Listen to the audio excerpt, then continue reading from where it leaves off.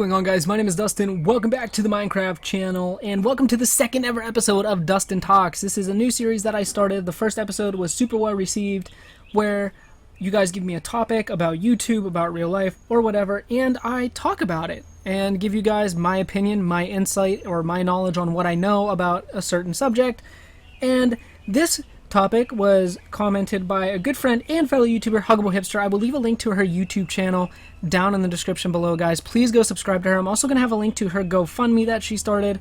Definitely read it and, check her out. I guarantee you'll like her content. She loves what she does on YouTube, and her videos are a lot of fun to watch, and she's really trying to upgrade her equipment. So if you guys could go over there and subscribe and help her out, I would really appreciate that. So her links to her YouTube channel and to her GoFundMe are going to be down in the description below, and her comment is going to be on the screen that you can see right here.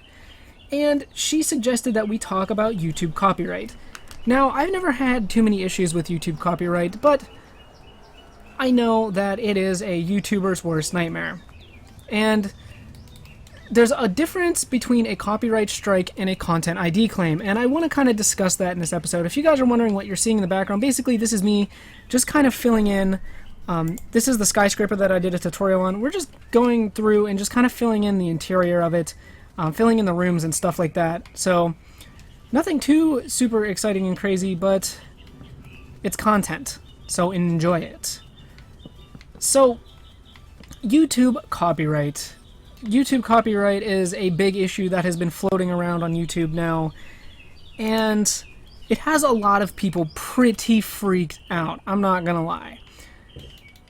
Basically, if you guys don't know what copyright is, basically if you use like a certain song or maybe like a certain logo or a certain saying, you can get what is called a copyright strike. Now, a copyright strike are scary, and then there's things called content ID claims. Content ID claims are a lot less scary than copyright strikes, but for any YouTuber, it's still scary nonetheless. And it's scary because, because you think your video is going to get taken down. The monetization, which are the ads that are displayed on your videos, can get the video cannot be viewed in like certain countries. It's pretty terrifying stuff. And I'm not gonna lie, I have another channel where I play random games. I just play kind of whatever I want, and I have a lot of fun doing it.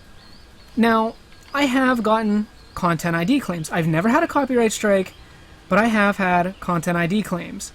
Now, there's a big difference. Like I said, content ID claims, don't worry about those. Basically, a content ID claim, a lot of the times if you get a content ID claim on one of your videos, it's just from a really small company, or as they call themselves, a company that will just kind of try to strike your channel or content ID a video for something really small, something like a sound effect within a game or certain dialogue and stuff like that. Now, if I am wrong at all about any of this, let me know down in the comments. If you guys have more knowledge on this, which I kind of hope you do, because I have never had a lot of experience with this kind of stuff, so I'm just giving you what I do know, and from the couple of experiences that I have had.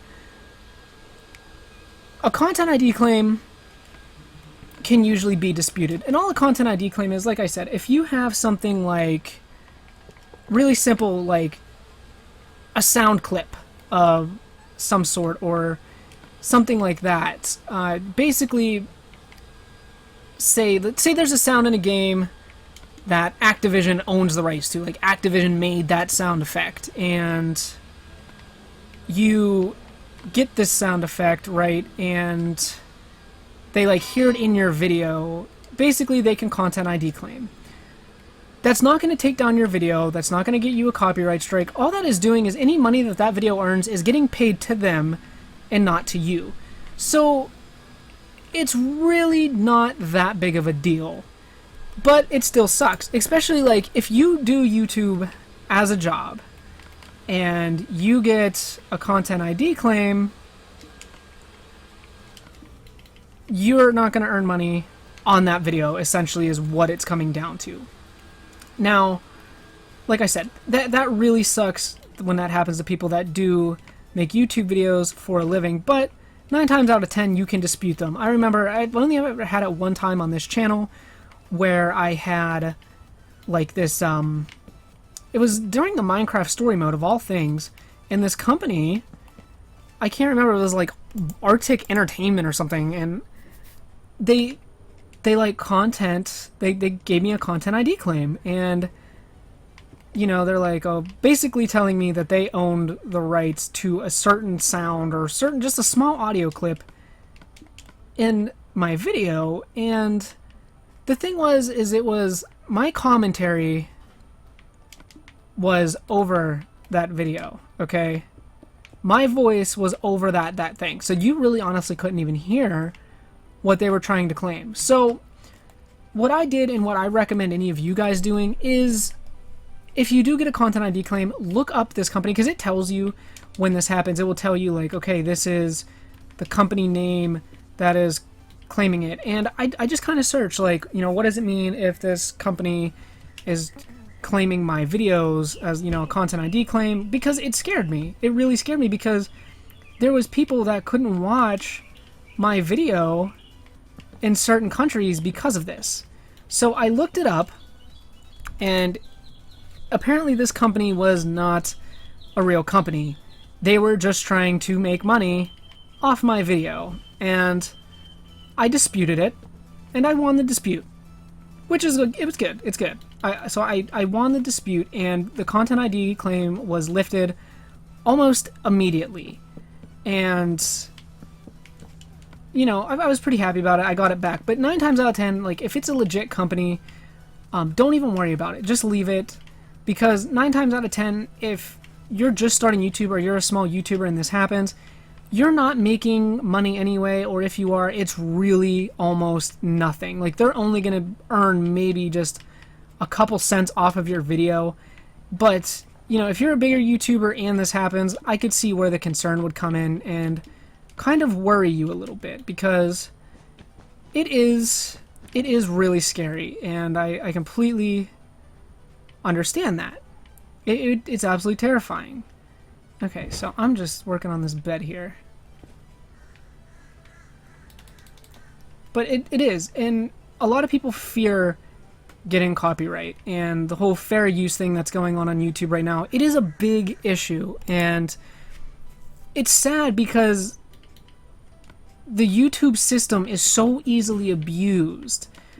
I mean, it would be so easy. Say, this is how easy it would be for me to get somebody's video, like, for me to earn money off somebody's video. Say someone built one of my tutorials in a Minecraft world and uploaded a video to their YouTube channel, and in the background there was my build, or they talked about my build, or showed my build.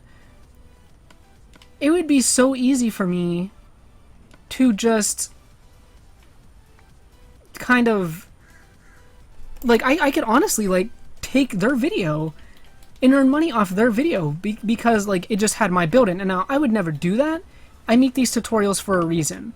But that's how easy it is. I can just say, oh, like, I say that person makes me mad, I can just say, oh, well, you know what?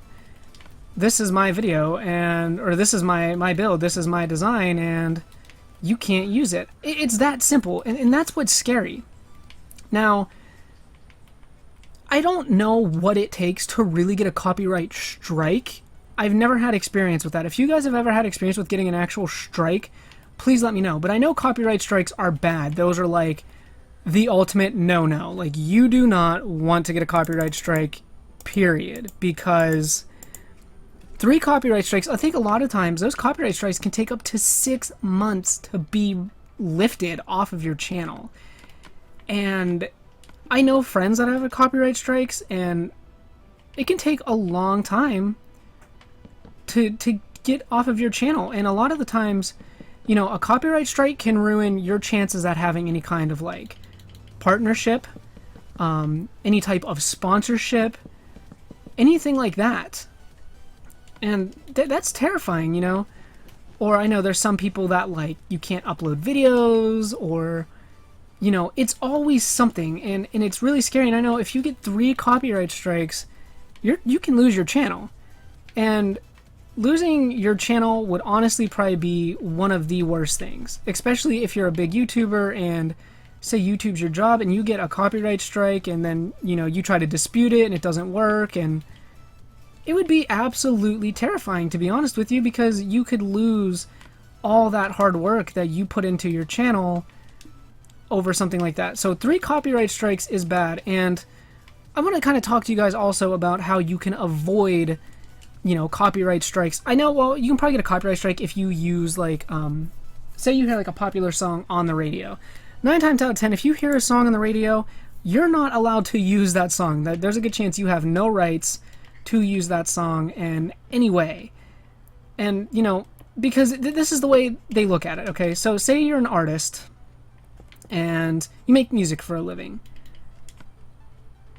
and someone takes your music, puts it in their video, you don't know them, they don't have rights to your music, and they start earning money off of your hard work. It's crappy.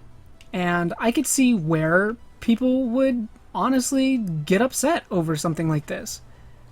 When you put in work for something like that, you don't want that work to go to waste.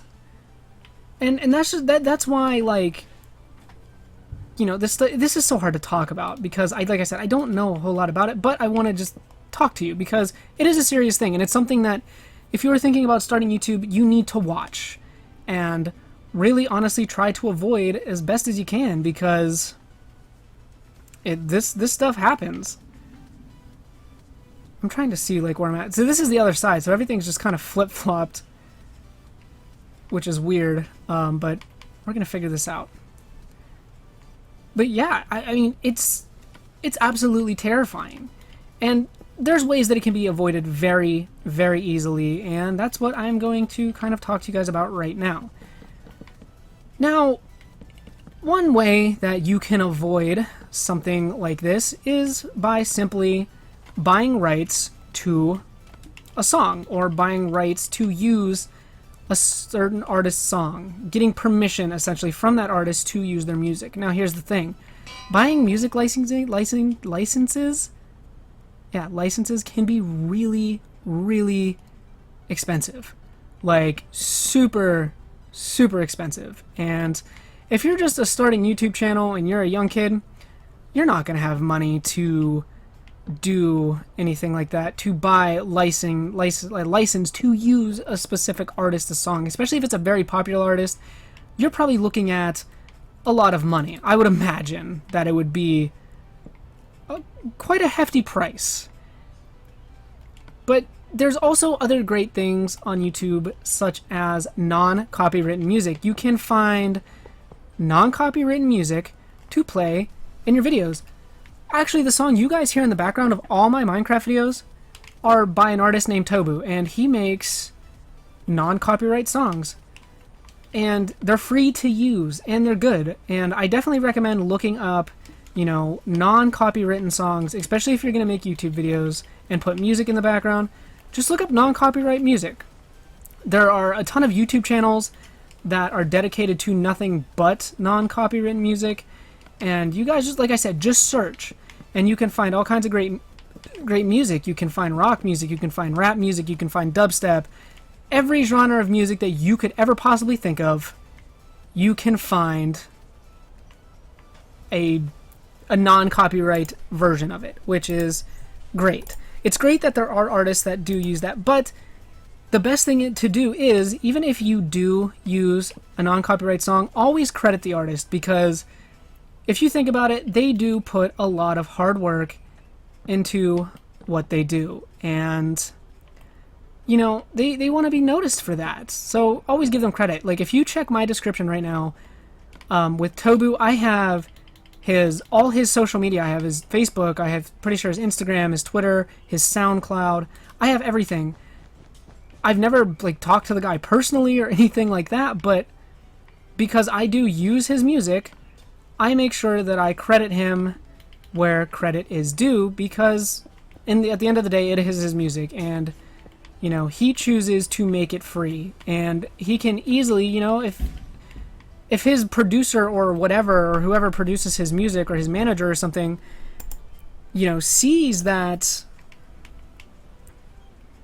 his music is being used and he's not getting credit for it, they can still claim that video, because if you're not going to give him credit, why should you profit off his hard work? And, just, you got to search around and also watch, because you'll see some songs that may be non-copywritten at the time, but now be copywritten. Because there's a lot of, like, rap artists that have become really popular, from non-copyright, like, that started off small, and their music, was non-copyright, like you could use it, and now you can't do that. So just look around and check, and just be very careful and be very mindful. Like, I know Dude Perfect, I'm sure you guys all know who Dude Perfect is.